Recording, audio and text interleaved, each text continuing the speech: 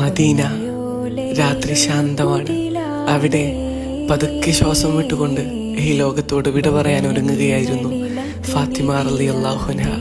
മഹദിയുടെ അരികിൽ വാക്കുകളില്ലാതെ അലി റളിയല്ലാഹു അൻഹു ഇരിക്കുന്നുണ്ട്. കണ്ണുകളിൽ പേടിയാണ്, ഹൃദയത്തിൽ വേർപാടിന്റെ വിറയലാണ്. ഫാത്തിമ റളിയല്ലാഹു അൻഹ പതുക്കെ അലിയാർ തങ്ങളെ നോക്കി പറഞ്ഞു, യാ അലി, ഞങ്ങളോട് ഒരിക്കലും കള്ളം പറഞ്ഞിട്ടില്ല, നിങ്ങളെ വഞ്ചിച്ചിട്ടില്ല, ഞങ്ങളോട് ഒരിക്കൽ പോലും അനുസരണക്കേട് കാണിച്ചിട്ടുണ്ടോ? അലി റളിയല്ലാഹു അൻഹുവിന്റെ കണ്ണിൽ നിന്നും ഒരൽപ്പം കണ്ണുനീർ വീണു. ശബ്ദം തകർന്നു. അല്ലാഹുവാണേ സത്യം, നിങ്ങൾ എന്നേക്കാൾ കൂടുതൽ ശുദ്ധയും കൂടുതൽ സത്യസന്ധയുമായിരുന്നു. മഹദി വീണ്ടും പറഞ്ഞു, ഇതാണ് എൻ്റെ അവസാന ആഗ്രഹം. എൻ്റെ വഫാത്തിന് ശേഷം എന്നെ രാത്രിയിൽ ഖബറടക്കണം. അലി റളിയല്ലാഹു അൻഹു മൗനമായി തലകുനിച്ചു. വാഗ്ദാനം കണ്ണീരിലെഴുതി. അല്പസമയത്തിന് ശേഷം ഫാത്തിമ റളിയല്ലാഹു അൻഹയുടെ ശ്വാസം ശാന്തമായി.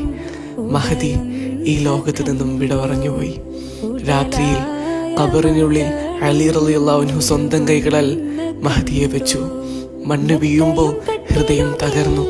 ഖബറിനരികിൽ നിന്ന് അലി റളിയല്ലാഹു അൻഹു വിറയുന്ന ശബ്ദത്തിൽ പറഞ്ഞു, യാ റസൂലല്ലാഹ്, നിങ്ങളുടെ അമാനത്ത് ഞാൻ തിരികെ നൽകിയിട്ടുണ്ട്. പിന്നെ ഖബറിലേക്ക് തിരിഞ്ഞുകൊണ്ട് പതുക്കെ പറഞ്ഞു, യാ ഫാത്തിമ, നീ പോയതിൽ പിന്നെ ഈ ലോകമൊട്ടും സുന്ദരമല്ല ഫാത്തിമ. നിങ്ങൾ മറുപടി പറയില്ലെന്ന് എനിക്കറിയാം, പക്ഷേ എൻ്റെ ഹൃദയം ഇന്നും നിങ്ങളോട് സംസാരിക്കുകയാണ്.